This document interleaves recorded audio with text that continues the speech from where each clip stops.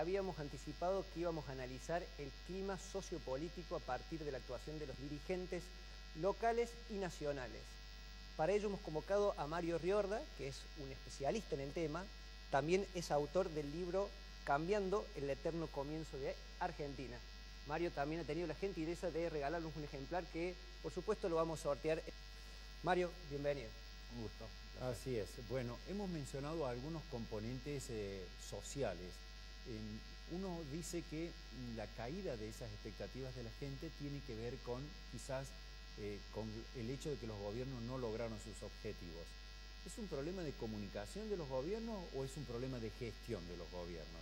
Pudiera haber problemas de comunicación y casi siempre lo hay, pero generalmente hay una frase que yo la defino como picardía por parte de los gobiernos, que es gobierno bien pero comunico mal. Como sí, si las cosas correcto. fueran separadas, ¿sí?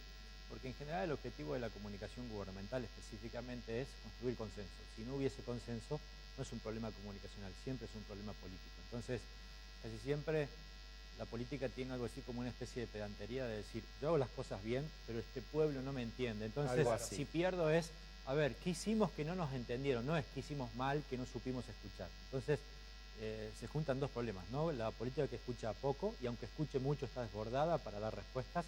Y por otro lado, esta concepción que decía de la comunicación que es mal entendida y que es algo así como una salida elegante, ¿no?, a los problemas políticos. ¿Ese diagnóstico lo ves en los dirigentes nacionales y también locales? ¿Es compartido el diagnóstico o ves algunas excepciones? No, es generalizado totalmente. De hecho, ni siquiera es un problema argentino. El libro, el primer capítulo, empiezo a citar distintas cuestiones en el mundo en donde literalmente siempre el chivo expiatorio es la comunicación. Bueno, y sobre eso, Mario, habitualmente se ha mencionado el caso de que, por ejemplo, Macri no tiene un relato, es decir, a diferencia del kirchnerismo, que iba señalando sus puntos, sus, digamos, aspectos políticos, es como que Macri no lo tiene, se apoya en las redes sociales, algunos dicen eso no alcanza, es ineficiente. ¿Cómo ves eso? Bueno, me parece realmente un tema central para analizar este tema. Cuando uno analiza cuál es el país ideal que ha planteado Mauricio Macri, es el país normal. Ustedes recuerden cuál era el país que ofrecía Néstor Kirchner, incluso que fue su primer eslogan, un país en serio. Entonces uno dice, ¿cuál es la diferencia entre en serio y normal? Diríamos que es la misma, que no hay diferencias. Claro. Entonces, ¿qué diferencia a uno y otro modelo, más allá de que a uno le guste uno o a uno u otro? La cantidad de políticas públicas que genera algo así como una trayectoria, ¿sí?, de donde estoy hacia donde podemos estar. Lamentablemente la expresión relato, que es una expresión muy linda para la comunicación política y para la ciencia política, se ha bastardeado un poco en Argentina porque el relato fue algo así como la etiqueta que la oposición le aplicó al gobierno pasado, especialmente frente a la ficción de los números del INDEC o frente a la manipulación del INDEC, ¿sí? A partir de eso el relato es como fue mala palabra. Claro. Sin embargo, el relato es buena palabra, descontextualizándola de ese momento. En algún momento, hace varios libros atrás, lo definí como mito de gobierno, que es una expresión que hoy se ha instalado fuerte en el mundo académico. Y el mito de gobierno es esto, ¿no? Es la brevedad de mi relato que da cuenta no solo de lo que digo, sino de lo que hago. Ahora, para que el mito de gobierno se instale, para que el mito de gobierno sea percibido, requiere que haya mucha coherencia de las políticas públicas, ¿sí? Entonces, no es simplemente una expresión publicitaria, no es un discurso bonito. Son políticas públicas coherentes con mi expresión. Coherentes, pero deben tener, digamos, objetivos, leitmotiv, desde todo punto de vista. Eslóganes. Desde todo punto de vista. Entonces, cuando vos planteas la idea de unir a los argentinos, primer eje del gobierno, así es. Combatir el narcotráfico, segundo eje del gobierno, pobreza cero. Pobreza cero, tercer eje del gobierno, y a su vez, en el marco de las expectativas, imaginabas que tenías un Dream Team económico, que lo digo en broma y en serio, tiene más de Dream que de Team, ¿sí? En función de los conflictos internos. Vos ves que esos tres planteos concretos y este cuarto elemento no son coherentes con todo lo que está sucediendo en términos de políticas públicas. Ejemplo, ¿cuál es la política pública que el gobierno se atribuye como lo mejor en términos de credibilidad que logró hacer desde el momento de su asunción? Bueno, por ejemplo, el cepo cambiario. El cepo cambiario, una encuesta nacional del propio Gustavo Córdoba, que lo citaban, ha determinado a nivel nacional que solamente el 85% de los argentinos se sintieron impactados por esa política. Entonces, el resto de las otras políticas, curiosamente, son o anuncios, Plan Belgrano, por ejemplo, un gran anuncio, o, por ejemplo, la continuidad modificada o ampliada de 2 o 3 políticas claves del gobierno pasado. Jubilaciones, asignación universal.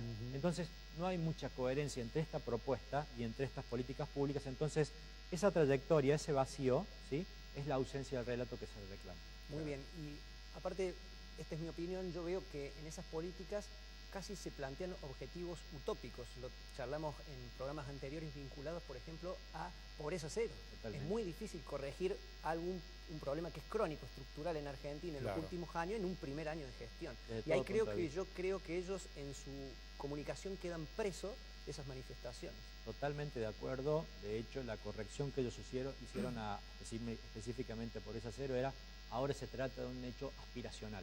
Exacto. Claro. Entonces ese fue el cambio, de una política, de un estado de situación, de una consecuencia, a una dimensión aspiracional. Y este elemento que bien señala me parece fantástico, que es la autoimposición de metas, que la gente tal vez no está reclamando, pero que al gobierno le han hecho mucho daño. ¿En qué? En la credibilidad. Cuando señalaban... El segundo semestre. Así es. Cuando hablaban de, por ejemplo, la caída de las expectativas, tiene que ver con el segundo semestre, con los brotes verdes, con el nivel de expectativas concretas que luego se transforman en aspiracionales. Sí, es más, hubo un proyecto también para frenar piquetes y se habla de que 2016 va a terminar con un año récord de el control de la inflación. En campaña el propio presidente decía que la inflación la bajaban en 3 semanas. ¿Sí? Y evidentemente ahora hablan de meta de mediano plazo. Entonces, claramente estos son ejemplos de errores de comunicación, pero con un impacto político. ¿Cuál es el impacto político? La merma de las expectativas, ¿sí?, la merma de los niveles de aprobación promedio, con un gobierno que además es complejo para entenderlo desde el punto de vista de la opinión pública, porque la imagen del presidente todavía tiene un leve diferencial positivo, es decir, es más valorado que rechazado. Su gobierno prácticamente tiene diferencial neutro o levemente negativo, es decir, es más criticado que valorado, y sus políticas no son ni siquiera criticadas, salvo la económica, muy criticada, porque no son conocidas. Entonces, es muy raro, ¿no? Bueno, desde el análisis general, Mario, que estamos haciendo de la comunicación, me gustaría bajar a uno de los canales. Y cuando hablo de canales, hablo de redes sociales. Para quienes lo están viendo, Mario Riorda es muy activo, lo pueden seguir en Twitter, @MarioRiorda, Así es. donde la leyenda dice desde algún aeropuerto o algo similar porque está en permanentes viajes. En ese sentido, Mario, vos has trabajado y has colaborado en un reciente estudio que es el gobernauta argentino en Twitter. ¿Cuál es el perfil o el estilo de comunicación que predomina de acuerdo a ese estudio que... Si me permitís una introducción, antes tuve la suerte de dirigir el estudio más grande del mundo que se ha hecho ahora, hasta el día de hoy, para el BID, el Banco Interamericano de Desarrollo, en todos los distritos, 61 distritos de más de 1 millón de habitantes en América Latina, y luego repliqué para Twitter en Argentina, que ha salido hace días. Como una bajada local. La constante más importante que uno pudiera advertir es que el uso es netamente publicitario, ¿sí?, que no hay interacción, que literalmente los que manejan las redes construyen, que son generalmente no los propios políticos, sino los asesores o los community managers, como se llama, construyen rockstar, ¿sí? Lo mismo que hace Justin Bieber, lo mismo que hace Lady Gaga, en el sentido de que no interaccionan porque son estrellas. Así le pasa a la política. Déjame darte un dato muy importante, porque realmente es fabuloso.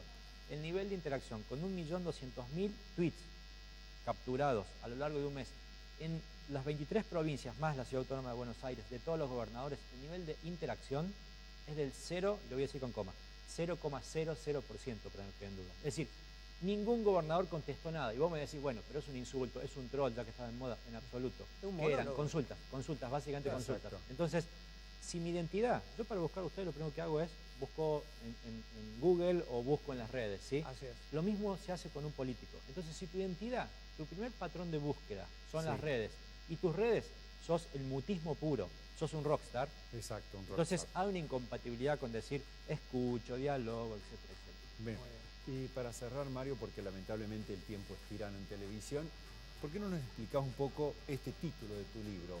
Que tiene una muy buena ironía, cambiando el eterno, digamos... comienzo de la Argentina. El eterno ida y vuelta de los argentinos. Hemos sido populistas, hemos sido ortodoxos, hemos sido...